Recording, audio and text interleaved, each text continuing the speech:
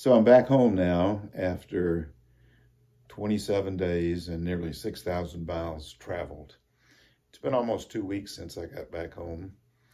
And in addition to catching up with some of my chores, paying taxes, getting back into golf, playing a little duplicate bridge, enjoying my family and pets, I've had a chance to reflect a little bit on my trip. And so I thought I'd share some of those thoughts with you. A lot of people have asked me, would I do it again? And the answer is yes, absolutely. Is there anything I would change?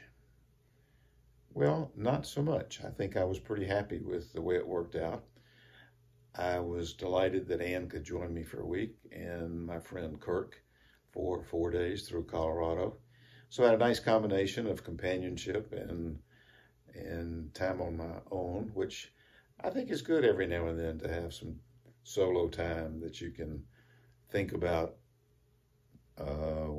what's important to you and enjoy the things you want to do without any limitations. So I think it was a good mix of all that, and I wouldn't change much at all.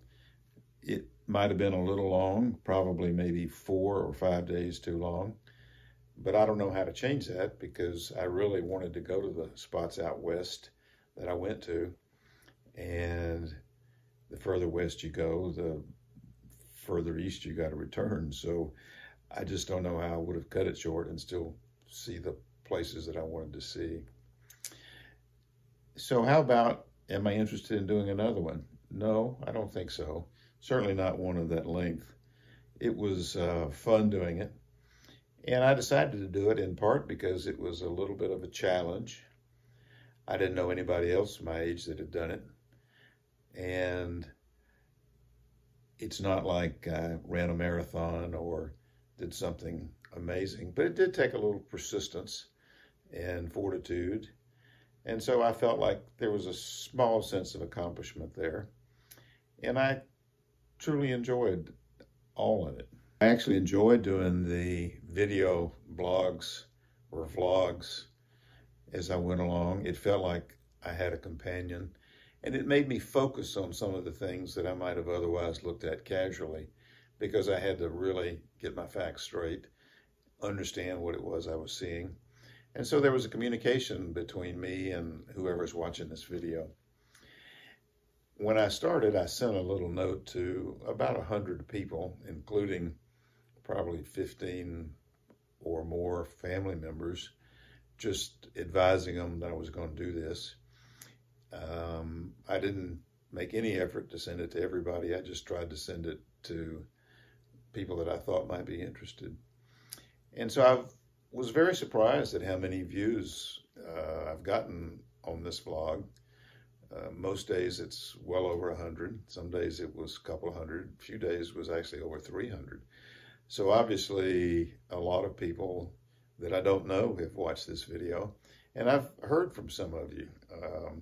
And so it's been nice having that correspondence with people I didn't know, including a few who say they're going to aspire to do the same thing. So I hope you have as much fun with your trip as I had with mine.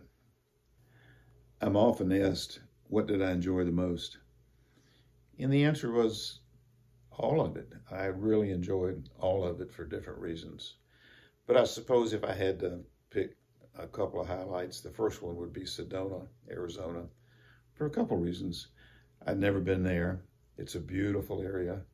The weather was terrific when we were there. It was not warm. It was just wonderful temperatures. We stayed in a wonderful place. It was nice having Ann with me. So there were a lot of things going for it. And I wouldn't mind going back to Sedona again. I liked it that much. The other thing I think I kind of enjoyed more than I expected was the Crazy Horse Memorial, just because it was so oddball to have this dream of sculpting this huge, massive, largest in the world sculpture on a mountain with absolutely no assistance from the government is an amazing ambition, and probably isn't going to be finished in several lifetimes unless they get a lot more money and a lot more help on it. But it was interesting, and I thought, well done. Ann and I really enjoyed staying at the Grand Canyon Railroad Hotel in Williams, Arizona, and then taking the train to the canyon. We could do it all in one day. We had 3 hours at the South Rim, which is all you need. In fact, it was more than we need to really see the canyon. And we thought that was much better than fighting the crowds and driving up. We enjoyed our quick stop in Winslow, Arizona, where we took our picture at the famous corner that the Eagles featured in their song, Taking It Easy. My friend Graham told me that he was on a flight from Phoenix back east 25 or more years ago, and the pilot announced that they were flying over Winslow, at which point the plane spontaneously broke out into singing Taking It Easy. When they landed, he asked the pilot how often that happens, and he said almost every time. We also enjoyed Arizona, which is very close to Williams, Arizona, and it's a drive-through wildlife sanctuary, and it was quite enjoyable.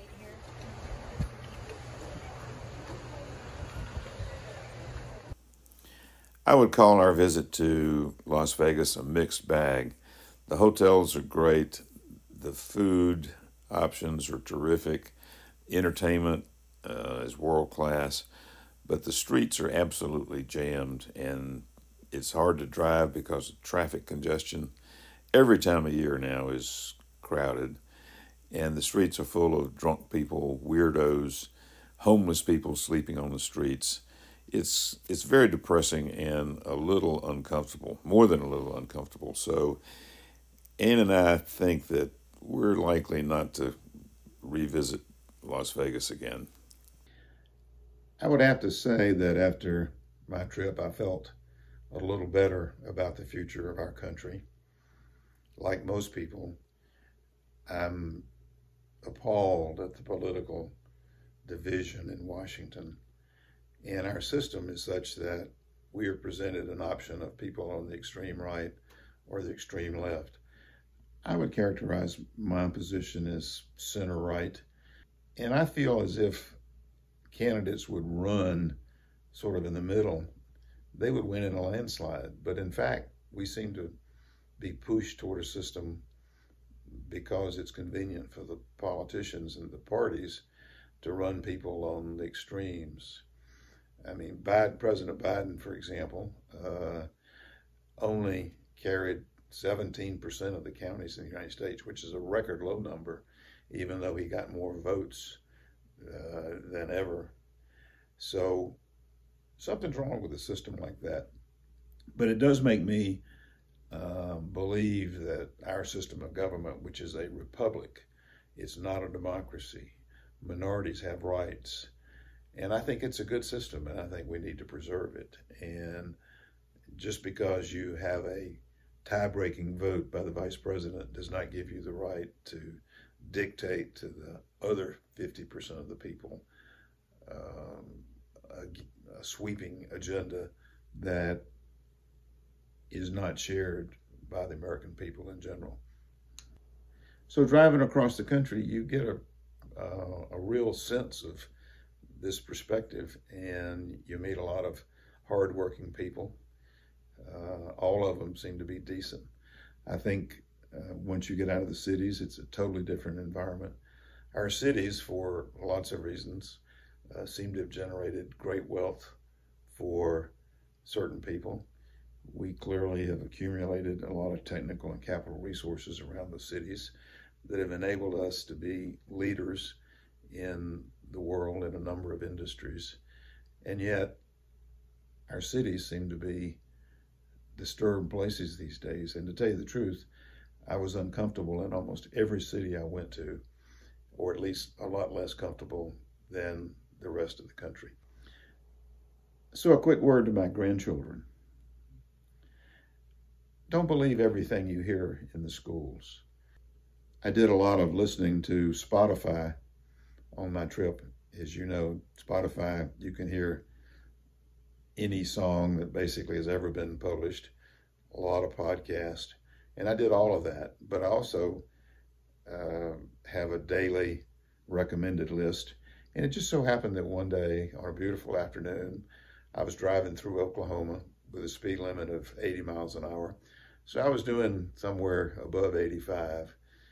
A beautiful day, and literally the wheat is waving in the wind. And Oklahoma comes up on my music list, sung by Gordon McRae.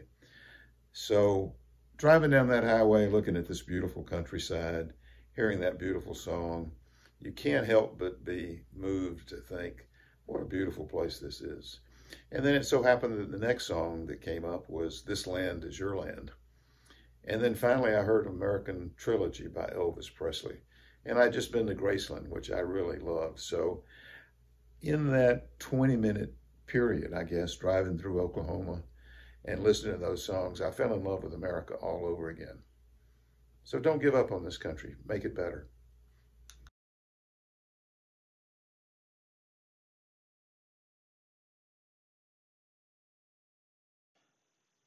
Although it's listed second on my list, the best reason to have an electric vehicle is it's just fun to drive. It's fast. It handles well. It has a low center of gravity because the battery is heavy, so it handles curves very well. It's safer. The National Highway and Transportation Safety Administration, NHTSA, Tesla's cars, every single one of them is at the very top of their list as the safest car you can buy. I also love the one pedal driving, which means that to slow down, you just take your foot off the gas or the accelerator, and the motor turns into a generator, and that slows the car, and it takes the energy from your movement and puts it back into the battery rather than burning it off as heat. And since you rarely apply the brakes, you don't burn through brake pads and you don't generate brake dust, which accumulates on your wheels. It's also cheaper to drive. I figure I pay about 25% per mile for electricity when I charge at home relative to the cost of a corresponding amount of gasoline, and roughly 60% for charging on the road. It also has low maintenance. There's just not that much that can go wrong. Basically, you just rotate your tires and make sure your windshield washer is full. So not only is that cheaper, but it avoids problems with your car and having to take it to the dealer. Even if they deliver a loaner, still a pain in the neck to have something fixed.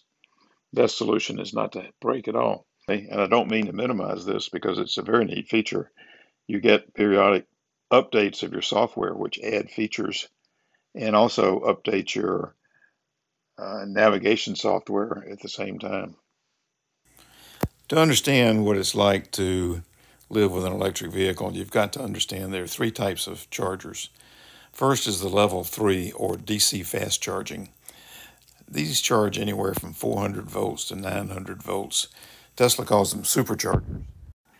I can generally add about 200 miles of range on my Model Y in 15 minutes. A level 2 charger is what you would typically have in your home or perhaps a restaurant or a hotel, and it will charge your car completely in 6 to 12 hours, which certainly is doable overnight. The last type of charger is level 1, which is 120 volts AC, which is basically a house outlet. And this is painfully slow, but it will deliver over 12 hours, something like 40 miles of range. So it'll get you to a faster charger if you really need to do that at a friend's house or even a hotel where you can plug into an outside outlet. So my recommendation, if you're considering an EV, is don't even think about it if you can't install a charger at your home in any secondary home that you might have. However, if you can do that, I think you ought to consider it, unless you need to drive out of town very frequently, many times a week, or you frequently drive to cities where you stay in a city without a supercharger for 2 or 3 nights, and it becomes awkward to charge your car in that remote city. Most people that are thinking about buying an EV worry about availability of charging locations.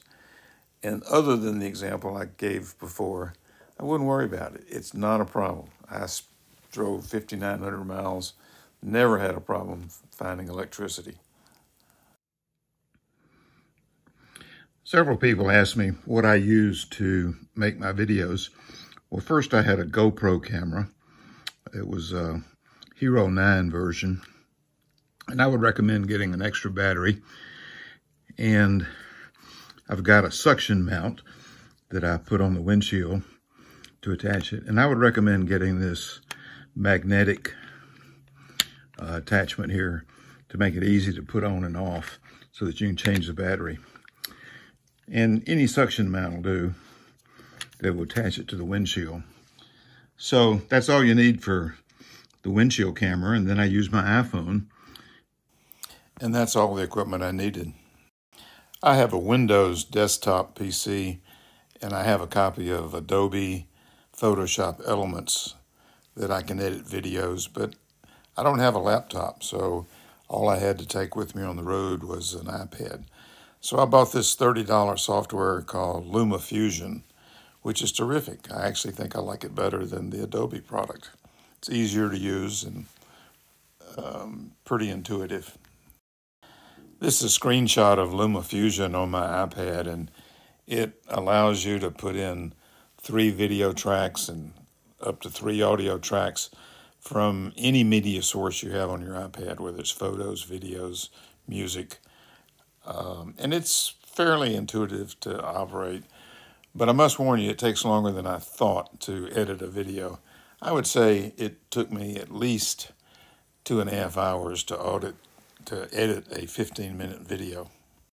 In response to a number of questions about how much did I spend for electricity, this is a spreadsheet of all my supercharger stops, and you can see the cost per kilowatt hour range from generally 28 cents per kilowatt hour to 37 cents. There were a few states that required the charge be by the minute, so that's a little confusing, but in total I spent $382.06 for electricity. And I figure for an electric car that probably saved somewhere between $400 and $500 versus the cost of gasoline. Now you should know I probably spent at least 6 nights, maybe 7 nights at a hotel that provided free overnight charging. I didn't always have to charge it fully. And I also stopped once or twice at lunches and national parks that provided some free electricity. But all that, I suppose, is included in what I paid. So this was a snapshot of my final trip odometer. And the 286 watt hours per mile is an important number because it represents the efficiency of the car. It shows how many watt hours it takes to drive a mile. And 286 is a pretty low number. The lower the number, the better. And I was a little surprised at that because I was driving a fair number of miles in the mountains, and I was driving quite fast, particularly in those states that had speed limits of 80. And it includes the overnight discharge that's required to run the Sentry Cam and other systems on the car. So that's a pretty good number in my opinion. I suspect that no other manufacturer could even come close to this figure. So people have asked if I have a strong recommendation on what type of EV to buy. And my answer is usually you can't go wrong with a Tesla. They've been at it for over 10 years. And so they've had a chance to refine their battery management system, their software, their Autopilot software. And I think that it's really good. On the other hand, there are some other good manufacturers coming out with good products, such as Volkswagen and Porsche and Ford Mach-E. But in general, I tend to stay away from the first generation of those cars because I've seen many of them have problems charging on the road. I'm sure those will get resolved.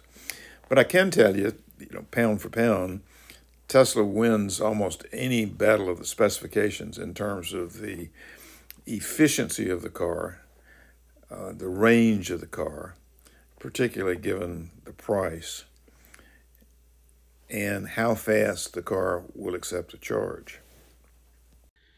Well, let me cover one more topic and then let's wrap this up. I mentioned many times in these videos that I would not have undertaken this trip were it not for the Tesla Autopilot. In my opinion, their Autopilot is a much better driver than I am. It never loses attention. It's flawless, in my opinion, on the interstates. And it makes a lot of difference on a long trip in terms of the amount of stress and enjoyment you can have.